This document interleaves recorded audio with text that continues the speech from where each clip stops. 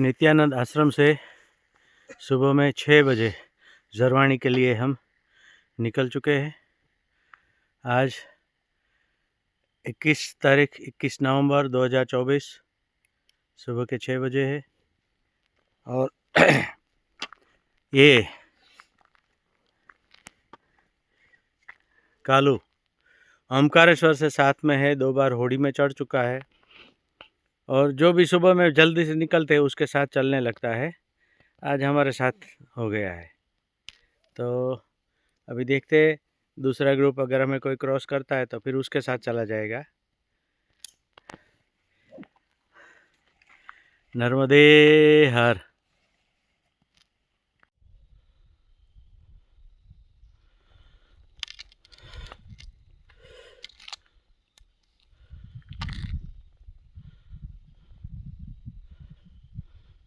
सुबह होने को है और कंटिन्यू 2 किलोमीटर से चढ़ाई आ रही है।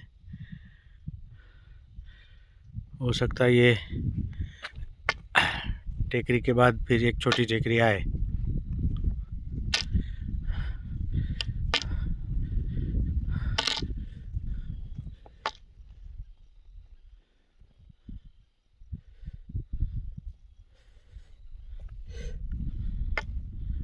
यहाँ से गोरा कॉलोनी 13 किलोमीटर रहा, 13 से 14 किलोमीटर के बीच में, और शूलपाणेश्वर महादेव मंदिर वो 16 से 17 के बीच में रहा।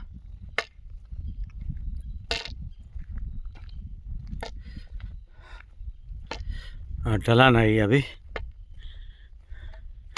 हो सकता है जितना ऊपर चढ़ाई की उतना ही उतरने का रास्ता आएगा। ग्रीनरी की वजह से ठंड ज़्यादा है। आगे के खप्परमाल वगैरह में चढ़ाई थी मगर गर्मी ज़्यादा थी और ठंड भी अभी शुरू नहीं हुई थी। अभी यहाँ भी 2-3 दिन से ठंड ज़्यादा हो गई है।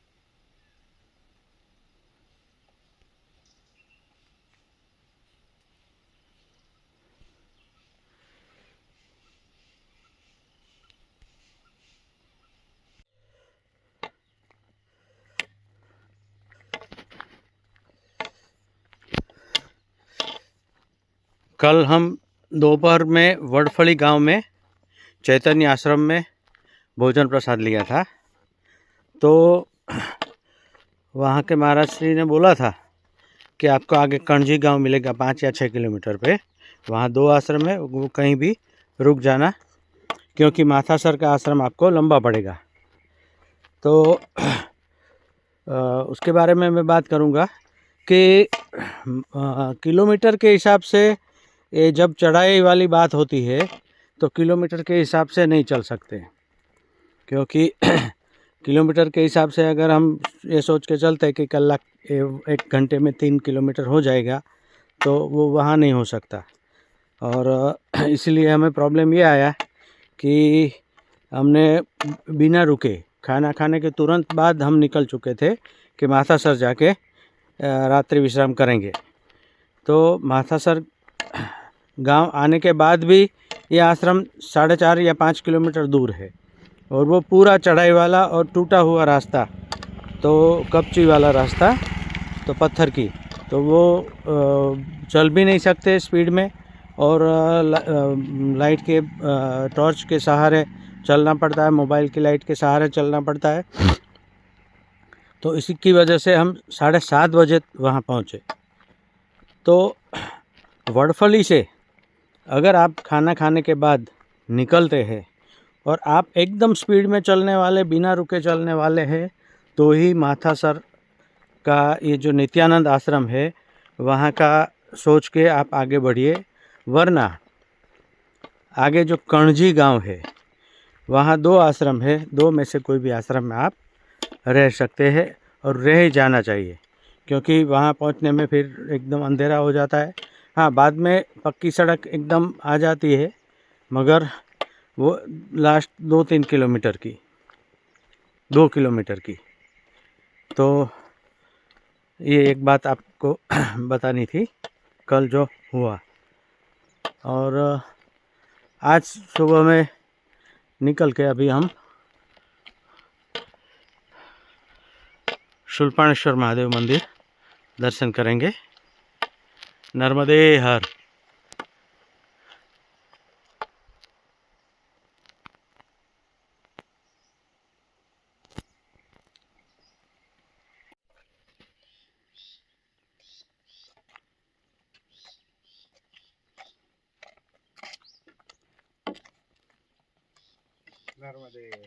नर्मदे हर।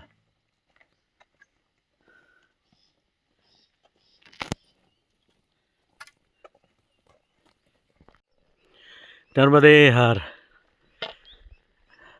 सुबह का एकदम शांत वातावरण,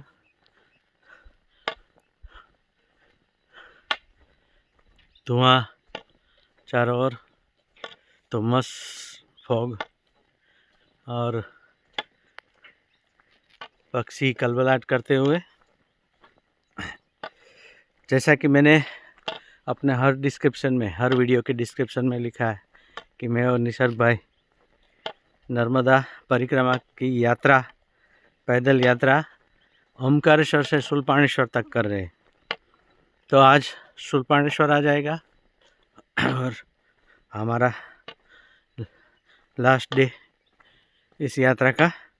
मैया का बुलावा पूरी परिक्रमा के लिए इस बार नहीं था। मेरी इच्छा थी पूरी परिक्रमा की, मगर कुछ सर्कमस्टेंसेस ऐसे आए कि पूरी परिक्रमा का विचार छोड़ना पड़ा और ओमकारेश्वर से शूलपाणेश्वर तक की यात्रा हमने तय की और वो आज संपूर्ण भी हो जाएगी।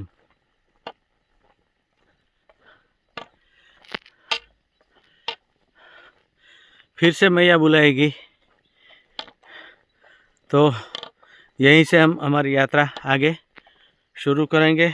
मैया का हुक्म हुआ तो पूरी यात्रा पूर्ण करेंगे, नहीं हुआ तो थोड़े दिन के लिए आते रहेंगे और आगे की यात्रा बढ़ाते रहेंगे। नर्मदा परिक्रमा लिखने की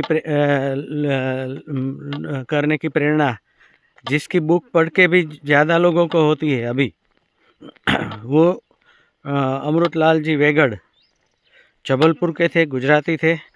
उन्होंने नर्मदा परिक्रमा एक बुक लिखी। उसमें उन्होंने एक संत से पूछा था कि मैं मैया की परिक्रमा कंटिन्यू नहीं कर पा रहा हूँ, मैं बीच बीच में एक साल का गैप करके कर रहा हूँ। तो संत ने बहुत अच्छा सुंदर सा जवाब दिया था कि लड्डू को पूरा खाओ तो भी मीठा लगता है और थोड़ा थोड़ा करके खाओ तो भी मीठा लगता है। तो आपकी परिक्रमा उसको गिनी जाती है। तो हो सकता है मैया का हुक्म ऐसा हो और जब मैया बुलाएगी तो आगे की परिक्रमा हम यहीं से शुरू करेंगे। अभी ये छोटा झरना जा रहा है। छोटे छोटे खेत है और एकदम सा शांत वातावरण है। ठंडक ज़्यादा है आज।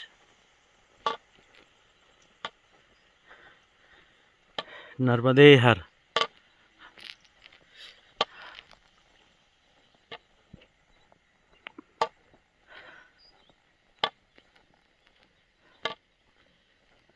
बीच बीच में मैं नर्मदा के किनारे पे आए हुए तीर्थ स्थान उसकी बातें लेके आता रहूँगा, आप सबसे मिलता रहूँगा।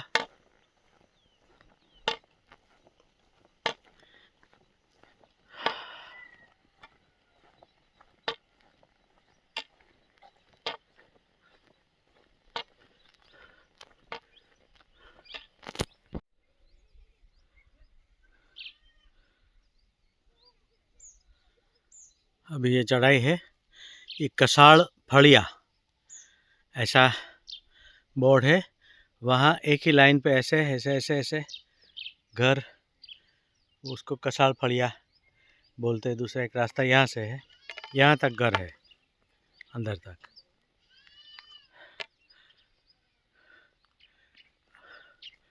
अब जरवानी तक चढ़ाई ही चढ़ाई है। ये पर्वत क्रॉस करके ऊपर पीछे जाना है। यहाँ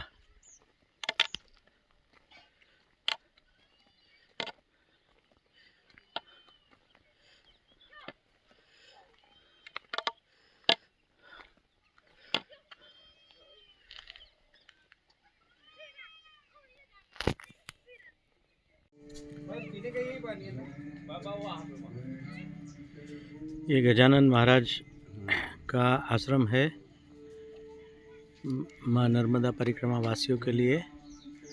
और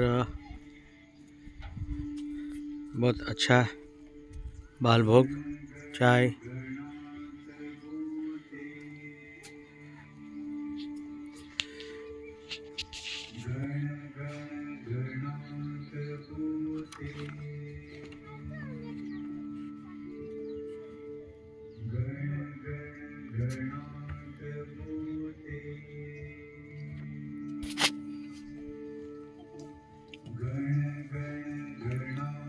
यहाँ से 7 किलोमीटर पे शूलपाणेश्वर की झाड़ी समाप्त हो जाएगी और यहाँ से चढ़ाई भी समाप्त हुई। ये जो चढ़ाई थी लास्ट वाली यहाँ आए हम, वो चढ़ाई खप्परमाल में भी नहीं थी। ऐसी एकदम खड़ी चढ़ाई उसको बोलते हैं, एकदम से सीधा ऊपर ही चढ़ना था, तो ऐसी चढ़ाई थी। खप्परमाल में लंबे समय तक चढ़ाई आती रहती है, मगर ऐसी खड़ी चढ़ाई नहीं थी। तो ये 2 किलोमीटर थोड़ा तकलीफ़ वाला था। अब अभी चढ़ाई ख़त्म हो गई और झाड़ी 7 किलोमीटर में ख़त्म हो जाएगी।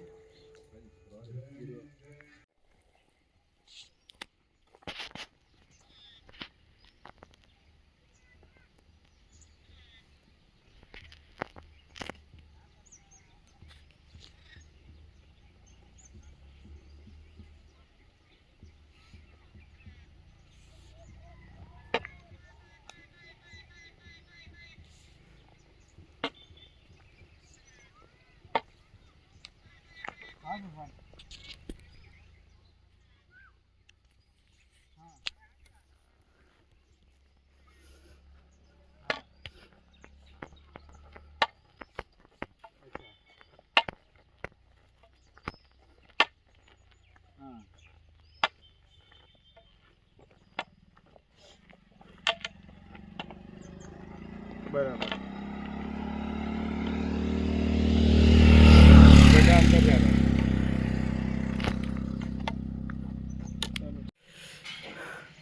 ये जरवानी गांव आ गया है।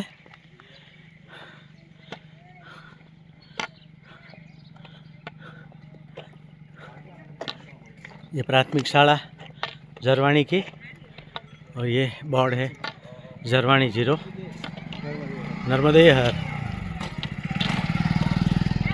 और अब कौन सा नर्मदे नर्मदे हर, नर्मदे हर, ये जरवानी। ये बच्चे लोग बोल रहे हैं नर्मदे हर।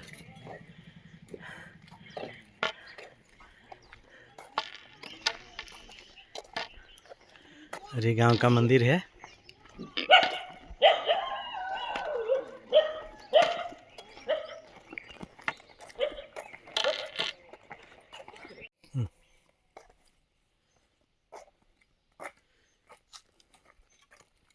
नर्मदे हर।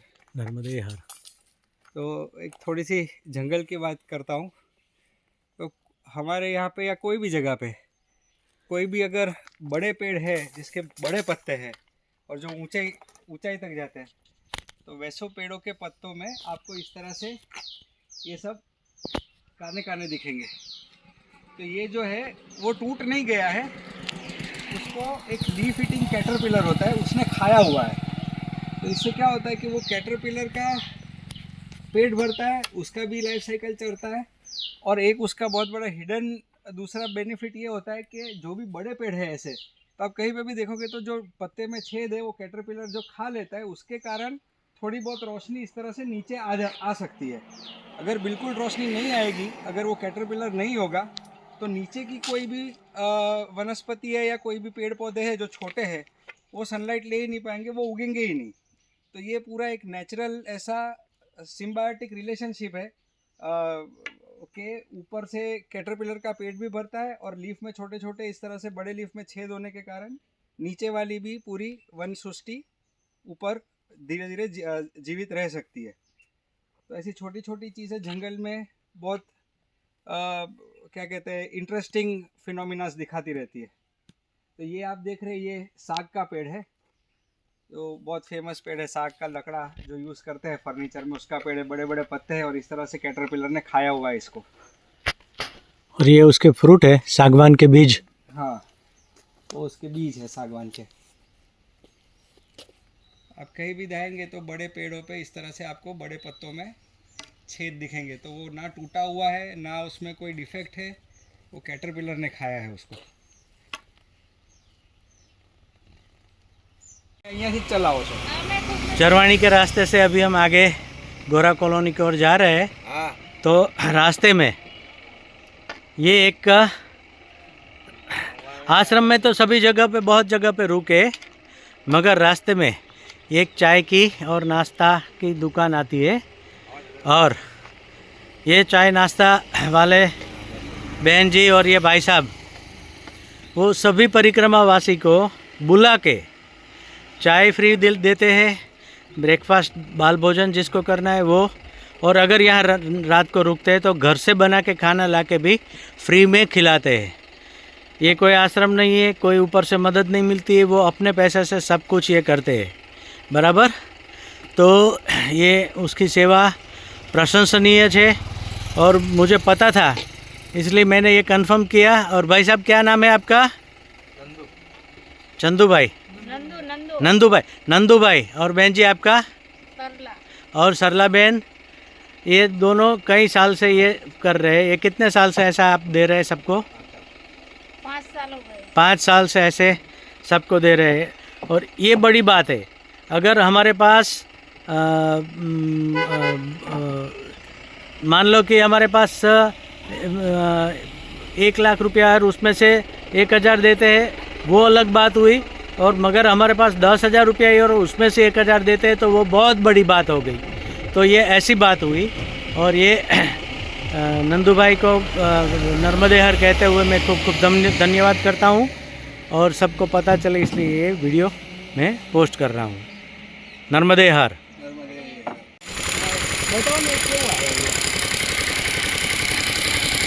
अच्छा, बस सीधું આના અંદર નાખી દેવાનું કેમિકલ આવે ને। अच्छा 3M નું છે પાછળ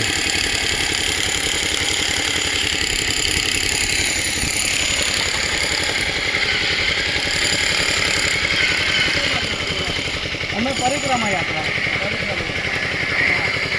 તો ગુજરાત। હા, અમે અહીંયા ઓમકારેશ્વરથી નીકળ્યા। ઓમકારેશ્વર મધ્યપ્રદેશ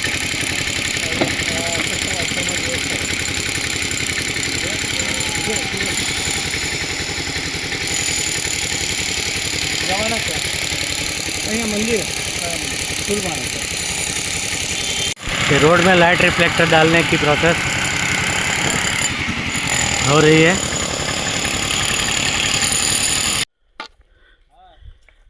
अभी हम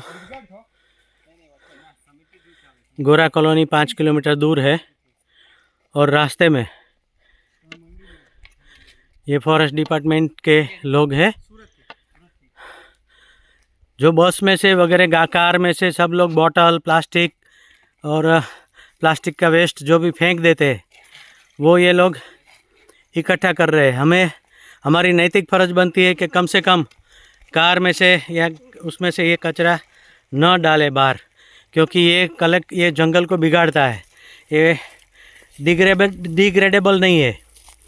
तो ये फॉरेस्ट डिपार्टमेंट, भाई साहब क्या कहना है आपका? सही बात है। वो ये जो फिरने के लिए जो आते हैं लोग घूमने हाँ। के लिए, वो लोग कचरा डाल के जाते हैं और ये जो गाँव वाले वो भी डालते हैं। वो सब हाँ नहीं डालना चाहिए वो सब कचरा जो है ना, वो बराबर है। ये हमारी नैतिक फ़र्ज बनती है नैतिक फर्ज कि कम से कम ये तो हम कर ही सकते हैं। हम बॉर्डर पे जाके युद्ध नहीं कर सकते, मगर ये तो कर ही सकते हैं, हम पर्यावरण को बचा सकते हैं। नर्मदे हर। Thank you. भाई। तो यहाँ हमारी शूलपाणेश्वर की शूलपाणी की झाड़ी, शूलपाणेश्वर वाइल्ड लाइफ सेंचुरी के गेट से बाहर निकल गए हैं। शूलपाणी झाड़ी यहाँ ख़त्म हुई, यहाँ से अब सिटी एरिया आ जाएगा गोरा का, बराबर। और ये हमारे 2 परिक्रमावासी भाई जो बार बार से हमें मिलते रहते औरंगाबाद के, वो आ रहे हैं। और हमें यहाँ से आगे जाके लेफ़्ट साइड में जाना है गोरा के लिए और शूलपाणेश्वर मंदिर के लिए। नर्मदे हर। ये शूलपाणेश्वर महादेव का मंदिर आ गया है। पुराना शूलपाणेश्वर महादेव का मंदिर जो है वो सरदार सरोवर डैम की वजह से जल में मग्न हो गया। जब डैम का काम चालू था उस टाइम एक बार हमने आधा डूबा हुआ मंदिर का दर्शन किया था। अब ये मंदिर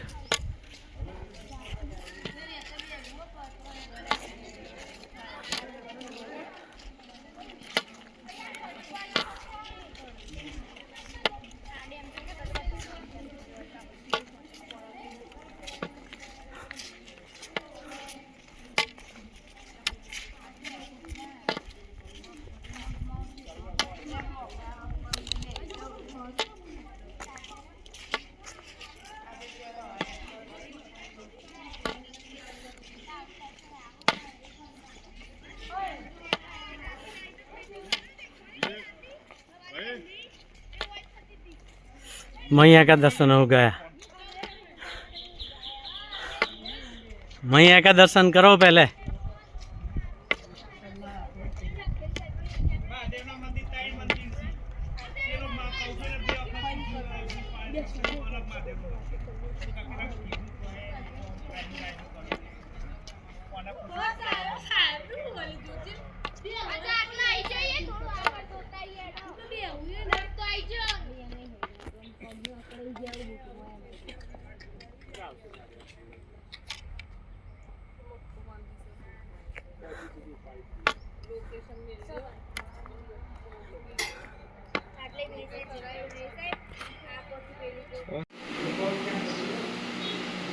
जाओ भाई, बंद है, जाओ।